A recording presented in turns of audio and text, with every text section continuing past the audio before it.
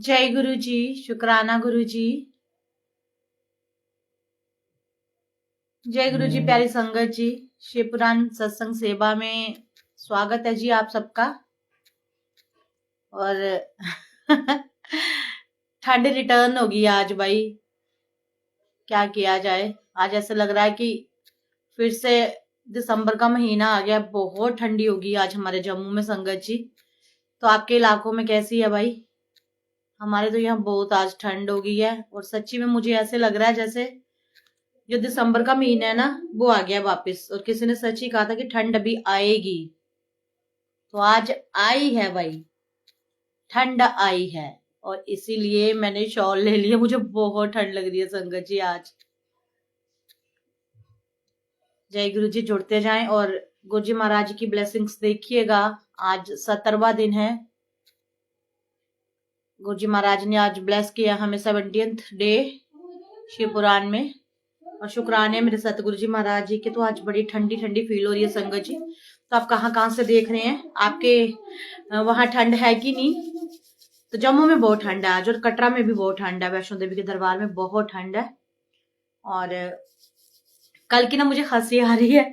कल सच्ची में मैंने जैसे ही पाठ शुरू किया तो गुरु संगतें आ गई, और पाठ को कहीं ना कहीं नहीं छोड़ना था, डे मिस नहीं करना था। तो फिर मैंने उनसे अरदास की, भाई प्लीज आप बैठ जाओ, आप भी सुनो और मैं पाठ करती हूँ।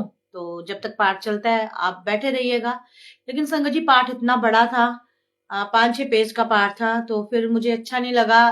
फिर मैंने कहा गुरु जी महाराज माफी दो, आपके सामने ही सब कुछ हुआ है। तो फिर वो अधूरा पाठ जो रह गया है कल का, तो वही आज हम कंप्लीट करेंगे। क्योंकि पाठ को पूरा करना है। और शुक्र है रब का कि मैंने इस तरह का कोई रिचुअल नहीं लिया है, कि इस तरह का कोई नियम नहीं बनाया कि हमें पूरे पूरे अध्याय ही करने हैं। तो कभी कभार ना बीच में मुश्किलें आ जाती हैं।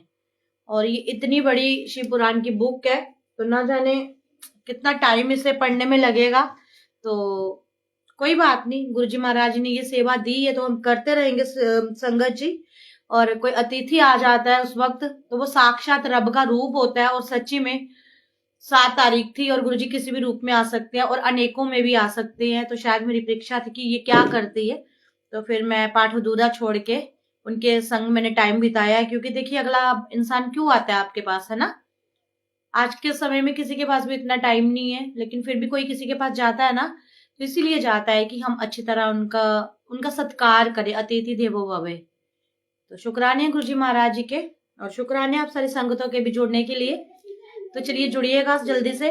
और आज का पाठ मैं शुरू करने से पहले हम सब लोग जिस तरह से, हाँ जी बिल्कुल करण जी, अतिथि देवो भव, और जिस तरह से करते हैं पहले मंत्र जाप की इकट्ठा ही आज मंत्र जाप करते हैं सभी। तो जुड़िएगा, जिसको जोड़ना है आप साथ में जोड़ते भी जाएं, अपने प्यारों को, अपने चाहने वालों को, जिनके लिए भी आप चाहते हो कि शिव पुराण के ये जो पवित्र शब्द हैं उनके कानों में जाए, उनके कानों में शिव पुराण का भी रस घुले। भले ही हमें समझ आ रहा है कि नहीं आ रहा है, लेकिन फिर भी इन शब्दों का हमारे कानों में पढ़ना भी बहुत ही महत्वपूर्ण है संगत जी। तो जोड़िएगा बाकियों को भी।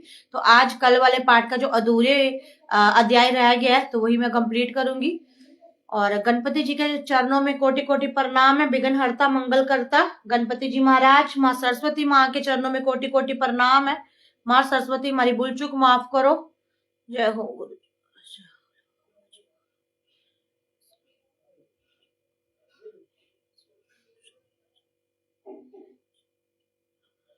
तो जुड़िएगा संगत जी। ओम नमो शिवाय, शिव जी सदा सहाय।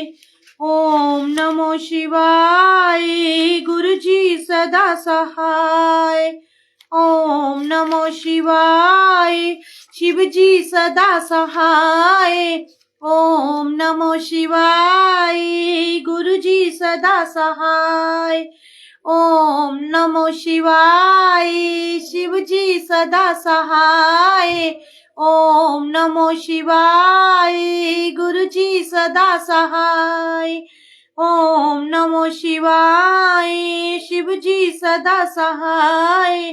ओम नमो शिवाय गुरुजी सदा सहाय। ओम नमो शिवाय शिवजी सदा सहाय। ओम नमो शिवाय गुरुजी सदा सहाय। मेरे सतगुरु जी महाराज अपने बच्चों की नादानियों को माफ करना, गलतियों को माफ करना और हमेशा अपनी बच्ची अनुराधा का साथ देना गुरु जी महाराज, ताकि ये संगतों को जो पाठ सुना रही है तो संगतों के जीवन में इस पाठ को सुनने से गुरुजी महाराज कमाल हो, उनकी भी तकलीफें दूर हो। तो संगत जी कल की मैंने निशानी लगाई हुई है जहां तक, तो उसके बाद का आगे का पाठ अब आप सुनिएगा और साथ में संगतों को भी जोड़िएगा। द्विजो, अब मैं जप योग का वर्णन करता हूँ, तुम सब लोग ध्यान देकर सुनो। तपस्या करने वाले के लिए जप का उपदेश किया गया है, क्योंकि वह जप करते करते आपको सर्वथा शुद्ध निष्पाप कर लेता है। ब्राह्मणों, पहले नमः पद हो, उसके बाद चतुर्थी विभक्ति में शिव शब्द हो और पंच तत्वात्मक नमो शिवाय मंत्र होता है। इसे शिव पंचाक्षर मंत्र कहते हैं। यह स्थूल प्रण स्वरूप है। इस पंचाक्षर के जप से ही मनुष्य संपूर्ण सिद्धियों को प्राप्त कर लेता है। पंचाक्षर मंत्र के आदि में ओमकार लगाकर ही सदा उसका जप करना चाहिए। द्विजो, गुरु के मुख से पंचाक्षर मंत्र का उपदेश पाकर जहाँ सुख पूर्वक निवास किया जा सके, ऐसी उत्तम भूमि पर महीने के पूर्व पक्ष में आरंभ करके कृष्ण पक्ष की चतुर्दशी तक निरंतर जाप करते रहे। माघ और भादों के महीना अपना विशिष्ट महत्व रखता है। तो ये सब हिंदी महीने हैं संगत जी, माघ और भादों का। यह समय अपने समों से उत्तमोत्तम माना गया है। साधक को चाहिए कि वह प्रतिदिन एक बार परिमित भोजन करे, मौन रहे, इंद्रियों को वश में रखे, अपने स्वामी एवं माता पिता की नित्य सेवा करे। इस नियम से रहकर जप करने वाला पुरुष एक सहस्त्र जप से ही शुद्ध हो जाता है, अन्यथा वह ऋणी होता है। भगवान शिव का निरंतर चिंतन करते हुए पंचाक्षर मंत्र का 5 लाख जप करें। जब काल में इस प्रकार ध्यान करें, कल्याण दाता भगवान शिव कमल के आसन पर विराजमान है। तो आपको इमेजिनेशन करनी है संगत जी, जब आपको ये पंचाक्षर मंत्र का ध्यान करना है कि ये जो भगवान शिव है ये कमल के आसन पर विराजमान है ना। तो आपको एहसास करना है, उनको देखना है, एक ऐसा विजुअल आपने अपने माइंड में सेटअप करना है कि भगवान शिव जो है आपको कमल के फूल पे बैठे हुए विराजमान होते हुए दिखे। उनकी बाईं जांघ पर आदि शक्ति भगवती उमा बैठी है। उनका मस्तक श्री गंगा जी तथा चंद्रमा की कला से सुशोभित है। वहां खड़े हुए बड़े बड़े गण भगवान शिव की शोभा को बढ़ा रहे हैं। महादेव जी के अपने हाथों में मृग मुद्रा, टंक तथा बर एवं अव्यय की मुद्राएं धारण किए हुए हैं। इस प्रकार सदा सब पर अनुग्रह करने वाले भगवान सदाशिव का बारंबार स्मरण करते हुए हृदय अथवा सूर्य मंडल से पहले उनकी मानसिक पूजा करके फिर पूर्वाभिमुख हो पूर्वोक्त पंचाक्षरी विद्या का जप करें। उन दिनों साधक सदा शुद्ध कर्म ही करे और दुष्कर्मों से बचा रहे, जबकि समाप्ति के दिन कृष्ण पक्ष की चतुर्थी को प्रातःकाल नित्य कर्म करके शुद्ध एवं सुंदर स्थान में सोच संतोषादि नियमों से युक्त हो शुद्ध हृदय से पंचाक्षर मंत्र का 12 सहस्त्र जाप करे। तत्पश्चात 5 सप्तनी का ब्राह्मण का जो श्रेष्ठ एवं शिव भक्त हो वरण करे। इनके अतिरिक्त एक श्रेष्ठ आचार्य प्रवर्का का भी वरण करे और उसे सांब सदाशिव का स्वरूप समझे।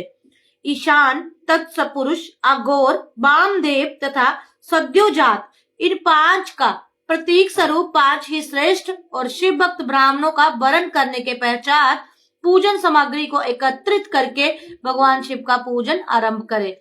विधि पूर्वक शिव की पूजा संपन्न होके करके होम आरंभ करे।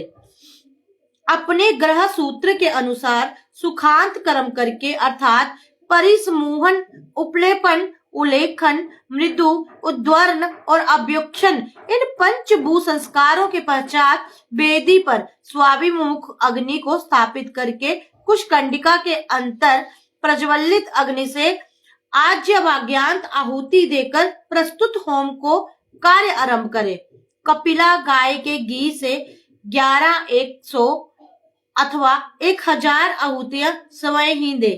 विद्वान पंडित पुरुष शिव भक्त ब्राह्मण से 108 आहुतियां दिलवाए। होम कर्म समाप्त होने पर गुरु को दक्षिणा के रूप में एक गाय और बैल देने चाहिए। ईशान आदि के प्रतीक रूप जिन 5 ब्राह्मणों का वर्ण किया गया है उनको ईशान आदि का स्वरूप ही समझे तथा आचार्य को सांब सदाशिव का स्वरूप माने। इसी भावना के साथ उन सबके चरण धोए और उनके चरण धो के अपने मस्तक को सींचे। ऐसा करने से वह साधक अगणित तीर्थों में तत्काल स्नान करने का फल प्राप्त कर लेता है। उन ब्राह्मणों को भक्ति पूर्वक दशांश अन्न देना चाहिए। गुरु पत्नी को पराशक्ति मानकर उसका भी पूजन करें। ईशान आदि क्रम से उन सभी ब्राह्मणों का उत्तम अन्न से पूजन करके अपने वैभव विस्तार के अनुसार रुद्राक्ष, वस्त्र, बड़ा और पुआ आदि अर्पित करें। तदंतर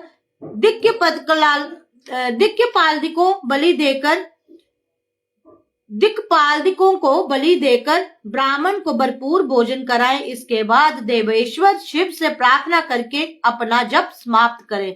इस प्रकार पुरुष शरण करके मनुष्य उस मंत्र को सिद्ध कर लेता है। फिर 5 लाख जप करने से समस्त पापों को नाश हो जाता है।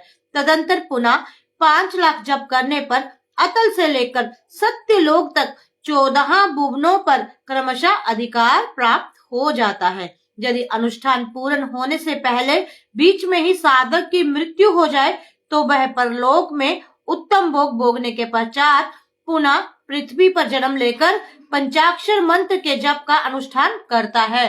तो इस पूजा के दौरान संगत जी अगर किसी साधक को मृत्यु हो जाती है तो वो परलोक से वापस आके फिर से इस लोक में जन्म लेता है और अपने ये जो पंचाक्षर मंत्र की जो सिद्धि करने के लिए वो जो जप तप होता है तो उनको संपूर्ण करता है। यानी कि उनको एक बार और ये कार्य पूरा करने के लिए इस धरती पे जन्म लेना पड़ता है। तो ऐसा विधि का विधान है। 5 लाख जप करे तो उसे ब्रह्मा जी का सामीप्य प्राप्त होता है। पुनः 5 लाख जप करने से सारूप्य नामक ऐश्वर्य प्राप्त होता है। 100 लाख जप करने से वह साक्षात ब्रह्मा के समान हो जाता है। इस तरह कार्य ब्रह्मा हिरण्य गर्भ का सायुज्य प्राप्त करके वह उस ब्रह्मा का प्रलय होने तक इस लोक में यथेष्ट भोग भोगता है। फिर दूसरे कल्प का आरंभ होने पर ब्रह्मा जी का पुत्र होता है। उस समय फिर तपस्या करके दिव्य तेज से प्रकाशित हो वह क्रमशः मुक्त हो जाता है। पृथ्वी आदि कार्य स्वरूप भूतों द्वारा पाताल से लेकर सत्यलोक पर्यंत ब्रह्मा जी के 14 लोक क्रमशः निर्मित हैं। सत्यलोक के ऊपर क्षमालोक तक जो 14 भुवन हैं वे भगवान विष्णु के हैं। क्षमालोक से ऊपर सूचिलोक का पर्यंत 28 भुवन स्थित हैं। सूचिलोक के अंतर्गत कैलाश में प्राणियों का संहार करने वाले रुद्र देव विराजमान हैं। सूचिलोक के ऊपर अहिंसा लोक पर्यंत 56 भुवनों की स्थिति है। अहिंसा लोक का आश्रय लेकर जो ज्ञान लोक नामक नगर शोभा पाता है उसे कार्यभूत महेश्वर सबको अदृश्य करते रहते हैं। अहिंसा लोक के अंत में काल चक्र की स्थिति है। जहां तक महेश्वर की विराट स्वरूप का वर्णन किया गया है वहीं तक लोकों का तिरोधान अथवा लय होता है। उससे नीचे कर्मों का भोग है और उससे ऊपर ज्ञान का भोग। उसके नीचे कर्म माया है और उसके ऊपर ज्ञान माया। अब मैं कर्म माया और ज्ञान माया का तात्पर्य बता रहा हूँ। माँ का अर्थ है लक्ष्मी। उससे कर्म भोग जात प्राप्त होता है, इसीलिए वह माया अथवा कर्म माया कहलाती है। इसी तरह माँ अर्थात लक्ष्मी से ज्ञान भोग जात अर्थात प्राप्त होता है, इसीलिए उसे माया ज्ञान माया कहा गया है। उपरयुक्त सीमा के नीचे नश्वर भोग है और ऊपर नित्य भोग। उससे नीचे ही तिरोधान अथवा लय है, ऊपर नहीं। वहां से नीचे ही कर्ममय पाशों द्वारा बंधन होता है, ऊपर बंधन का सदा अभाव है। उससे नीचे ही जीव सकाम कर्मों का अनुसरण करते हुए विभिन्न लोकों और जोनियों के चक्कर काटते हैं। उससे ऊपर के लोकों में निष्काम कर्म का ही भोग बताया गया है। बिंदु पूजा में तत्पर रहने वाले उपासक वहां से नीच लोकों में ही घूमते हैं। उसके ऊपर तो निष्काम भाव से शिवलिंग की पूजा करने वाले उपासक ही जाते हैं। जो एकमात्र शिव की ही उपासना में तत्पर है वह उससे ऊपर के लोक में जाते हैं। वहां से नीचे जीव कोटि है और ऊपर ईश्वर कोटि। तो देखिए कितनी तरह की दुनिया है, ऊपर रंग बिरंगी कोटियां हैं। देवी देवताओं के भी कितने स्थान है संगत जी। सच्ची में ये इतना पढ़ के ना हमें कम से कम ये चीजें तो सुनने को मिली है। बस मुझे समझाना नहीं आ रहा कि मैं आपको किस तरह से समझाऊं, लेकिन काफी कुछ हमें खुद भी समझ आता है और हम सीखते हैं कि इस संसार से मुक्त होने पर भी जब हम परलोक जाते हैं तो वहां कितने तरह के लोक हैं, कितनी तरह की कोटियां हैं, और कब जाके हम भगवान शिव से मिलते हैं।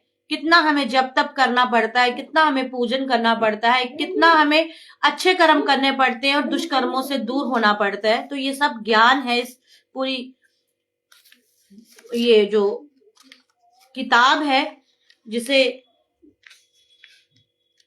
शिव पुराण कहा गया है। ये ग्रंथ है, एक्चुअली किताब क्या है कि इसका अपमान है। ये ग्रंथ है और इस ग्रंथ में बहुत कुछ सिखाया गया है, लेकिन हम जो है तुच्छ प्राणी, हमें हमारी समझ ये सब कुछ बाहर है। तो देखिएगा आज भी अभी कितना बड़ा जो पाठ था वो बकाया था, तो कल कहाँ पूरा हो पाता। ऊपर मद और अहंकार का नाश करने वाली नम्रता है। वहां जन्म जनित तिरोधन नहीं है। इसका निवारण किसी किए बिना वहां किसी का प्रवेश संभव नहीं है। इस प्रकार तिरोधन का निवारण करने से वहां ज्ञान शब्द का अर्थ ही प्रकाशित होता है। आदि भौतिक पूजा करने वाले लोग उससे नीच लोगों में ही चक्कर काटते हैं। जो आध्यात्मिक उपासना करने वाले हैं वे भी उससे ऊपर को जाते हैं। जो सत्य अहिंसा आदि धर्मों से युक्त हो भगवान शिव के पूजन में तत्पर रहते हैं वे काल चक्रों को पार कर जाते हैं। काल चक्रेश्वर की सीमा तक जो विराट महेश्वर लोक बताया गया है उससे ऊपर वृषभ के आकाश में धर्म की स्थिति है। वह ब्रह्मचार्य की मूर्तिमाल का रूप है। उसके साथ सोच अहिंसा और दया, सत्य सोच अहिंसा और दया, ये 4 पद है। वह साक्षात शिवलोक के द्वार पर खड़ा है। उमा उसके सिंह है, शम कान है। वह वेद्य ध्वनि रूपी शब्द से भी भूषित है। अस्तिकता उसके दोनों नेत्र है। विश्वास ही उसकी श्रेष्ठ बुद्धि एवं मन है। क्रिया आदि धर्म भूमि धर्म रूपी जो वृषभ है वह कारण आदि में स्थित है, ऐसा जानना चाहिए। उस क्रिया रूप वृषभाकार धर्म पर कालातीत शिव आरूढ़ होते हैं। ब्रह्मा विष्णु और महेश्वरी जो अपनी अपनी आजू है उसी को दिन कहते हैं। जहाँ धर्म रूपी वृषभ की स्थिति है उससे ऊपर ना दिन है ना रात्रि। वहां जन्म मरण आदि भी नहीं है। वहां फिर से कारण स्वरूप ब्रह्मा के कारण सत्यलोक पर्यंत 14 लोक स्थित है जो 5 भौतिक गंध आदि से परे हैं। उनकी सनातन स्थिति है। सूक्ष्म गंध ही उनका स्वरूप है। उनके सिर पर उनके ऊपर फिर कारण रूप विष्णु के 14 लोक स्थित हैं। उनसे भी ऊपर फिर कारण रूपी रुद्र के 28 लोकों की स्थिति मानी गई है। फिर उनसे भी ऊपर कारणेश शिव के 56 लोक विद्वान हैं। तदंतर शिव सम्मत ब्रह्मचर्य लोक और वही 5 आवरणों से युक्त ज्ञानमय कैलाश है जहाँ 5 मंडलों 5 ब्रह्म कलाओं और आदि शक्ति से संयुक्त आदि लिंग प्रतिष्ठित हैं। उसे परमात्मा शिव का शिवालय कहा गया है। वहीं पराशक्ति से युक्त परमेश्वर शिव निवास करते हैं। वह सृष्टि पालन संहार तिरोभाव और अनुग्रह इन 5 कृत्यों में प्रवीण है। उनका श्री विग्रह सच्चिदानंदन स्वरूप है। वे सदा ध्यान रूपी धर्म में स्थित रहते हैं और सदा सब पर अनुग्रह किया करते हैं। वे स्वात्मात राम हैं और समाधि रूपी आसन पर आसीन हो नित्य विराजमान होते हैं। कर्म एवं ध्यान आदि का अनुष्ठान करने से क्रमशः साधन पक्षों में आगे बढ़ने पर उनका दर्शन साध्य होता है। नित्य निमित्तिक आदि कर्मों द्वारा देवताओं का जजन करने से भगवान शिव के समाराधन कर्म में मन लगता है। क्रिया आदि जो शिव संबंधी कर्म है उनके द्वारा शिव ज्ञान सिद्ध करें। जिन्होंने शिव भक्त का साक्षात्कार कर लिया है अथवा जिन पर शिव की कृपा दृष्टि पड़ चुकी है, वे सब मुक्त हैं, इसमें संशय नहीं है। आत्म स्वरूप से जो स्थिति है वही मुक्ति है। एकमात्र अपने आत्मा में रमन या आनंद का अनुभव करना ही मुक्ति का स्वरूप है। जो पुरुष क्रिया, तप, जप, ज्ञान और ध्यान रूपी धर्मों में बलिभांति स्थित है, वह शिव का साक्षात्कार करके स्वात्मा स्वरूप मोक्ष को प्राप्त कर लेता है। जैसे सूर्य देव अपनी किरणों से अशुद्धियों को दूर कर देते हैं, उसी प्रकार कृपा करने में कुशल भगवान शिव अपने भक्त के अज्ञान को मिटा देते हैं। अज्ञान की निवृत्ति हो जाने पर शिव ज्ञान स्वतः प्रकट हो जाता है। शिव ज्ञान से अपना विशुद्ध स्वरूप आत्मा राम तक प्राप्त होता है और आत्मा राम तक की समयक सिद्धि हो जाने पर मनुष्य कृत्य हो जाता है। इसी तरह जहाँ जो बताया गया है वह पहले मुझे गुरु परंपरा से प्राप्त हुआ था, पर तत्पश्चात मैंने पुनः नंदी केश्वर के मुख से इस विषय को सुना था। नंदी स्थान से परे जो स्वंस वैद शिव वैभव है, उसका अनुभव केवल भगवान शिव को ही है। साक्षात शिवलोक के उस वैभव का ज्ञान सबको शिव की कृपा से ही हो सकता है, अन्यथा नहीं, ऐसा आस्तिक पुरुषों का कथन है। तो दो तरह के पुरुष होते हैं, है ना, आस्तिक और नास्तिक। आस्तिक होते हैं ईश्वर में विश्वास करने वाले, और नास्तिक जो होते हैं वो ईश्वर के प्रति उनके भीतर विश्वास संगति नहीं होता है। साधु को चाहिए कि वे 5 लाख जप करने के पश्चात भगवान शिव की प्रसन्नता के लिए महाभिषेक एवं नवेद निवेदन करके शिव भक्तों का पूजन करें। भक्त की पूजा से भगवान शिव बहुत प्रसन्न होते हैं। शिव और उनके भक्त में कोई भेद नहीं है, वह साक्षात शिव स्वरूप ही है। शिव स्वरूप मंत्र को धारण करने से वह शिव का ही होके रहता है। शिव भक्त का शरीर शिव रूप ही है, अतः उसकी सेवा में तत्पर रहना चाहिए। जो शिव के भक्त हैं वे लोक और वेद की सारी क्रियाओं को जानते हैं। जो क्रमशः जितना जितना शिव मंत्र का जप कर लेता है, उसके शरीर को उतना शिव का सामीप्य प्राप्त हो जाता है, इसमें संशय नहीं है।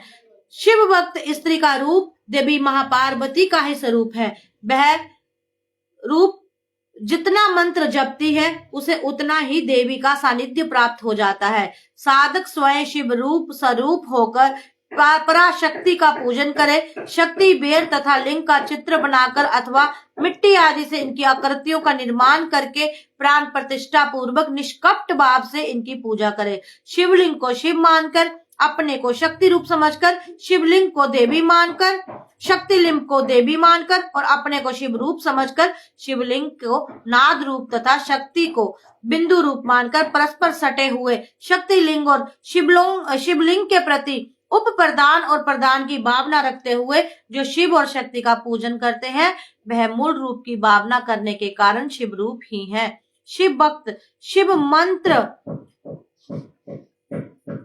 रूप होने के कारण शिव के ही स्वरूप हैं। जो 16 उपचारों से उनकी पूजा करते हैं उसे अभिष्ट वस्तु की प्राप्ति होती है। जो शिवलिंगोपासक शिव भक्त की सेवा आदि करके उसे आनंद प्रदान करता है, उस विद्वान पर भगवान शिव बड़े प्रसन्न होते हैं।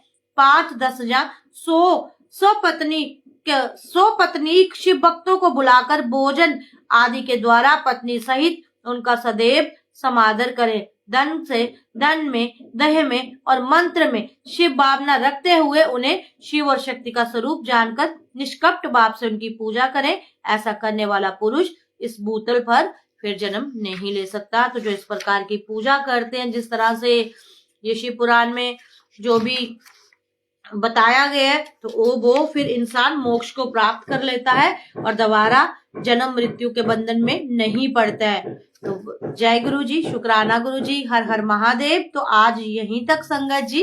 तो ये जो कल का अधूरा पाठ रह गया था उसे मैंने संपूर्ण किया है। तो शुक्राना मेरे गुरु जी महाराज, शुक्राना गणपति जी महाराज और माँ सरस्वती, आपकी तो सदा ही जय है। क्योंकि ये जो शब्दों का फिसलना, जो पूरी तरह प्रॉपर वे में हमें समझ नहीं आते कुछ शब्द, तो बहुत कठिन होता है। तो देखिए क्या ये तप क्या है, ये तपस्या क्या है, और ये जो गुरुजी महाराज जी ने ये जो शिव पुराण पढ़ने का हुक्म दिया है, ये क्या है? ये देखिए संगत जी, हम सब कौन है, हम सब क्यों मिले हैं? ये एक लीला है, ये एक पिक्चर चल रही है। ये सतगुरु जी महाराज ने एक पिक्चर का निर्माण किया है। वो डायरेक्टर है, प्रोड्यूसर है, और हम एक्टर है जो अपना अपना रोल अदा कर रहे हैं कि जिस तरह से गुरु जी महाराज जी ने जो जो सेवा बख्शी है तो वो हम कर रहे हैं, है ना। तो बिन उनकी मर्जी के हम ये शब्द भी नहीं पढ़ सकते। ये शब्दों का ज्ञान होना तो दूर है, शब्दों का आप उच्चारण भी नहीं कर सकते। तो जो हमारे डायरेक्टर और प्रोड्यूसर है ना, तो वो हमें कुछ ना कुछ सिखाना चाहते हैं, इसीलिए हमारा ये जो रोल है ना इसमें प्ले करा रहे हैं, ताकि इसके शब्दों से ही हमारी जो आगे की जिंदगी है वो निर्मल जल की भांति साफ और सुथरी हो जाए। कुछ तो असर होगा इन सब चीजों का हमारे पे संगत जी, और कुछ तो नाता है हम सब संगतों का भी आप एक दूसरे के साथ, क्योंकि ये गुरु जी की बनाई हुई संगतें हैं, ये गुरु जी महाराज की ब्लेसिंग्स है, ये गुरु जी महाराज जी का आशीर्वाद है ना। नहीं तो आज की डेट पे कहाँ कोई किसी को 10 मिनट भी अपने देके राजी है। तो शुक्राने मेरे सतगुरु जी महाराज जी के, और शुक्राने हैं आप सभी संगतों के भी जो समय रहते ही ज्वाइन कर लेती हैं और सुनती हैं, भले ही उनको मैं समझा पाऊं या ना, या उनको भी समझ आए या ना आए, तो वो सुनती हैं। तो आप सबका बहुत बहुत शुक्राना। तो रात को मिलेंगे संगत जी गुरु जी की कक्षा में। आप जुड़िएगा अपने प्रश्नों के साथ, जो भी आपको जानना हो। गुरु जी महाराज जी ने चाहा तो मैं जरूर आपको उत्तर देने का प्रयत्न करूंगी। और दूसरी बात, लाइव जिसने भी जुड़ना होगा तो इसीलिए जुड़ना है, क्यों जुड़ना है, हमें बातें नहीं करनी बेतुकी। आजकल हम बहुत बेतुकी बातें कर रहे हैं। हाँ जी गुलशन भाई, मैं बिल्कुल ठीक हूँ। और हमें सत्संग शेयर करने हैं, हमें गुरुजी की इस जो पिक्चर चल रही है ना, जिसमें हम रोल प्ले कर रहे हैं, इसे सुपर हिट बनाना है। और ये ऑलरेडी सुपर हिट है, ये पिक्चर सुपर हिट है, लेकिन इसे हमें और आगे बढ़ाना है, इसके पार्ट्स बनाने हैं। बहुत सारी संगतें मुझे मेरे डीपी के बारे में भी पूछती हैं कि अनु आंटी गुरुजी अब आपकी शादी में आए, ये क्या है, जब जो भी है। देखिए संगत जी, वो जो भी लीला है ना, उसका भी समय नहीं आया। जो भी बखान है ना, वो मैं अभी नहीं कर सकती। कुछ चीजें ऐसी है जो मुझे भी काफी देर बाद पता चली हैं, और जिनका जिक्र अभी मैं आपसे नहीं कर सकती। मैं बस इतना ही बोलती हूँ कि हम सब एक रोल प्ले कर रहे हैं। जब सही वक्त आएगा, अब हम शिव पुराण पढ़ रहे हैं, अभी हमें कुछ भी समझ नहीं आ रहा, अभी हम रोल प्ले कर रहे हैं। जब हम रोल प्ले करके एक साइड पे आएंगे ना, और हमें समझ आएगा ना कि ये रोल हमें क्यों मिला था, तो फिर एक किताब छपेगी अलग से। वो एक अलग जर्नी होगी, वो एक अलग पिक्चर होगी, एक अलग मूवी होगी, जिसमें किरदारों का पता चलेगा। गुरुजी महाराज ने उस बंदे को क्यों चुना था, गुरुजी महाराज ने उसके साथ ऐसा क्यों किया, गुरुजी महाराज ने ऐसा क्यों किया। तो टाइम आने पे जैसे जैसे जैसे जैसे जैसे जैसे हम आगे बढ़ते जाएंगे तो चीजें खुलना शुरू हो जाएंगी। आप रामायण देखना शुरू करते हो, आपको स्टार्टिंग में नहीं पता होता राम जी के भाई का क्या नाम है, राम जी के ससुर का क्या नाम था, सीता मैया ने किन 2 बच्चों को जन्म दिया था, उनका क्या नाम था। तो जैसे जैसे हमने देखी है ना रामायण पूरी कंप्लीट, आगे जाके पता चला है, पहले हमें कुछ भी पता नहीं चला। तो बस इंतजार कीजिए, बस इतना जान लीजिए, जितने भी आप जुड़े हैं ना, we all are part of एक ऐसी पिक्चर, एक ऐसी मूवी, एक ऐसा चरित्र गुरुजी महाराज ने सबको दिया है, सबको जोड़ा है। अच्छे भी जुड़े हैं, बुरे भी जुड़े हैं। और बुरा कौन है? बुरा है जो संवाद और स्वाद लेता है, एक जगह नहीं टिकता, एक जगह भरोसा नहीं करता। हर जगह जाना है उसको, हर जगह करनी है, मजे लेने हैं।